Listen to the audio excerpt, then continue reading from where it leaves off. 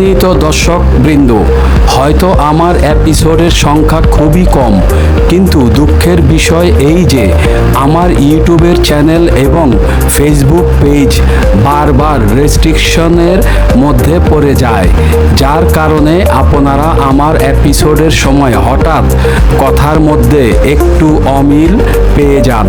তাই বর্তমান মেটার নিয়ম অনুযায়ী আমি প্রোগ্রাম তৈরি করেছি। সেক্ষেত্রে কোনো প্রোগ্রাম খণ্ড করে দুই ভাগে আপনাদের মধ্যে পরিবেশন করা হবে। এমতো অবস্থায় দয়া করে আপনারা আমার পাশে থেকে সহযোগিতা করবেন। মোহাম্মদ শহীদুল ইসলাম আজিম, নীরব জনতা এবং জাগো জনতা।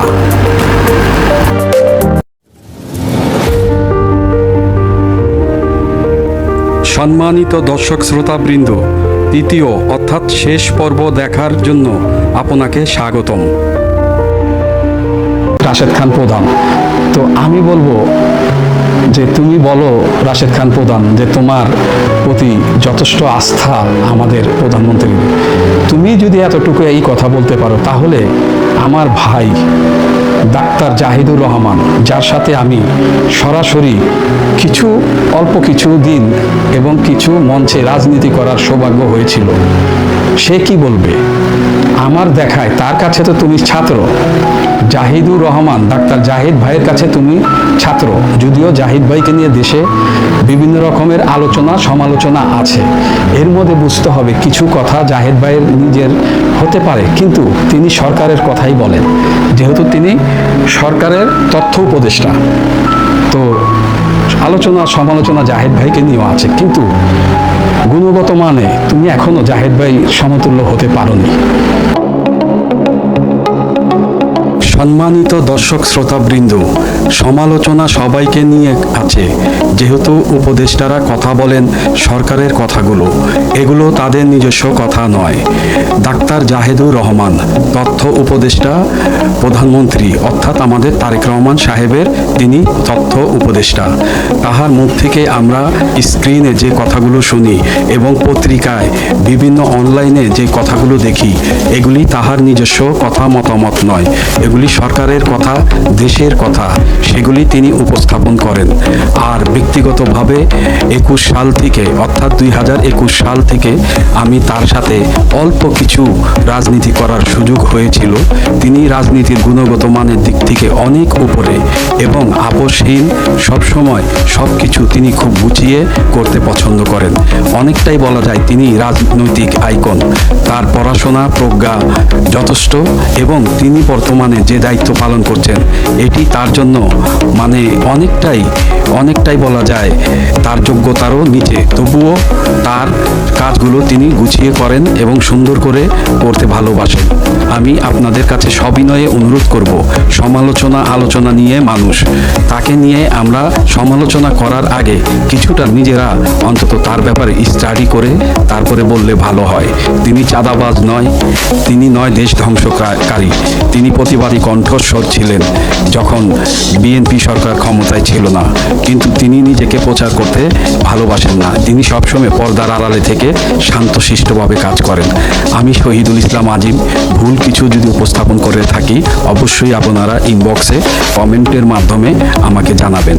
আপনারা সকলে ভালো থাকবেন, ধন্যবাদ।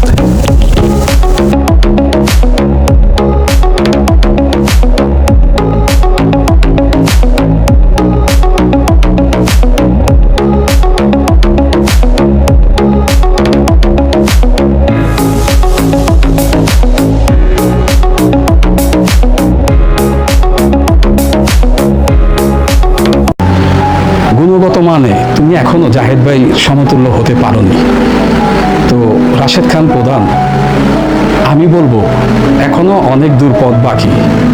অল্পতে ক্ষমতা পেয়েছো, তারপরে এই যে আমাদের নুরুল হক নুরু, যেমন সেদিন আমাদের স্পিকার হাফিজউদ্দিন সাহেব, আমি তাকে যথেষ্ট সম্মান শ্রদ্ধা করি।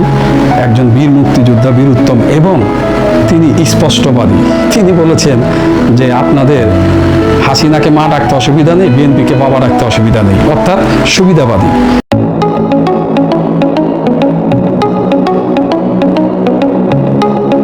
ছামাইকম। ছামাইকম, আমি ববি হাজ্জাদ, প্রতিমন্ত্রী।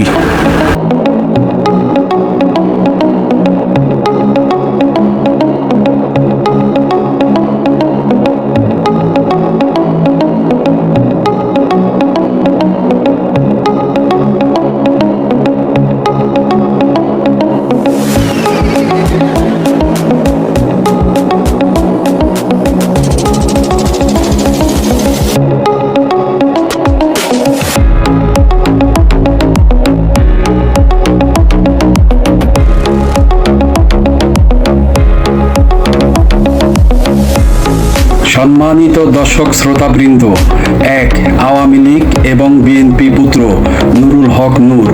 দুই, নূরের শাগরেদ রাশেদ খান, যাহার উপরে বর্তমান প্রধানমন্ত্রীর অকৃত্রিম আস্থা। তিন, ভারতের রয়ের এজেন্ট চাটুকার দালাল আব্দুল নূর তুষার। চার, গিরগিটির মতো রং পাল্টায় আম তারেক। তাদের হাতে, অর্থাৎ এদের হাতে কি বাংলাদেশ নিরাপদ? অর্থাৎ সুবিধাবাদী। এই যে দেখেন নুরুল হক নুরু, সে যে ফ্যামিলিরই হোক, যে বংশেরই হোক, আমিও সাধারণ পরিবারের ছেলে, সে এখন দুবাইতে স্বর্ণের স্টল দিয়ে, স্বর্ণের শোরুম দিয়ে তার ছোট ভাইকে ব্যবসা করাচ্ছে। মেহেদি সাফাদি, আপনার যেটা হচ্ছে ইসের মোসাদের এজেন্ট ইসরায়েলের, সে মেহেদি সাফাদির সাথেও তার বৈঠক হয়েছে, টুকটাক লেনদেনেরও কথাবার্তা হয়েছে।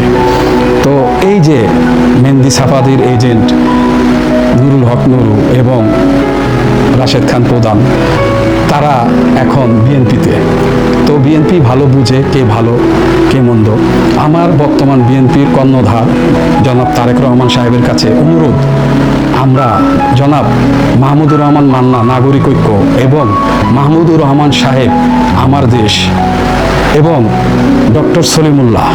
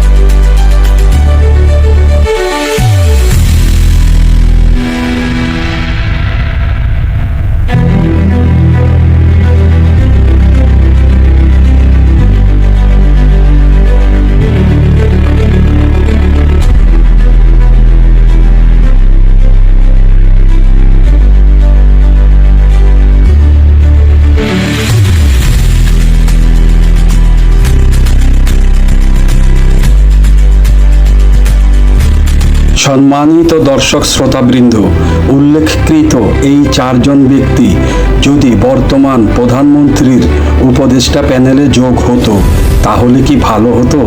প্লিজ দয়া করে উত্তরটা দিবেন তো। জি প্রিয় দর্শক শ্রোতা, ডক্টর সলিমুল্লাহ, যিনি 24-এর আন্দোলনে শপথে থেকে এবং তিনি আন্দোলনের নেতৃত্বে ছিলেন এবং মাহমুদুর রহমান সাহেব তো একজন মানে বলা যায় মজলুম, যার শরীরের রক্ত ঝরিয়েছে সততার জন্য, বিএনপির জন্য। এবং মাহমুদুর রহমান মান্না জেল খেটেছে খোকা সাহেবের সাথে একটি ফলস কনভারসেশন দেখিয়ে।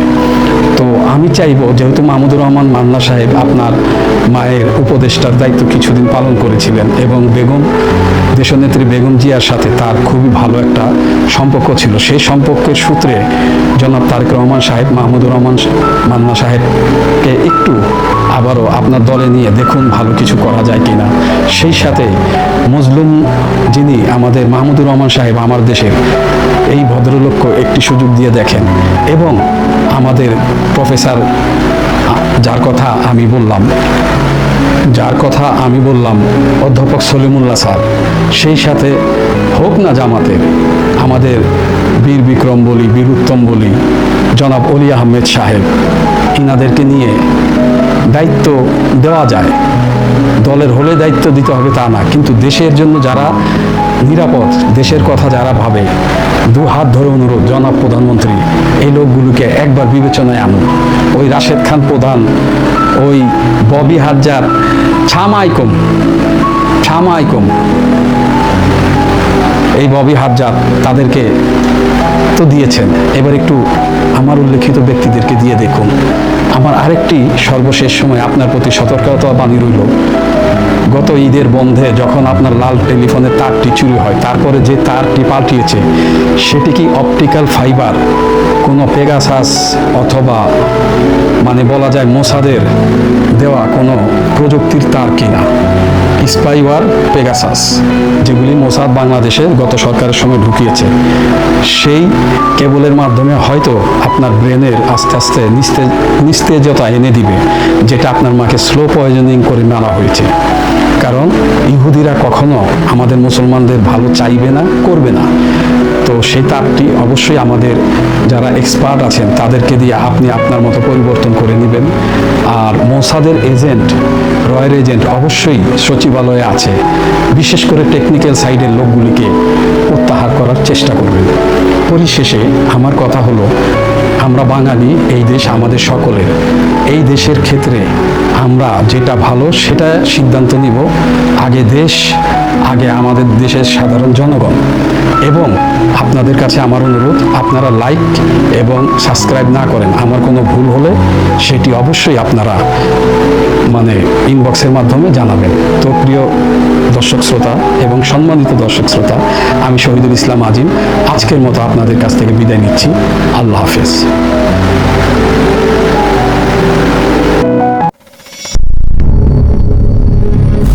নীরব জনতা এবং জাগো জনতা দেশ এবং সাধারণ জনতার কথা বলে।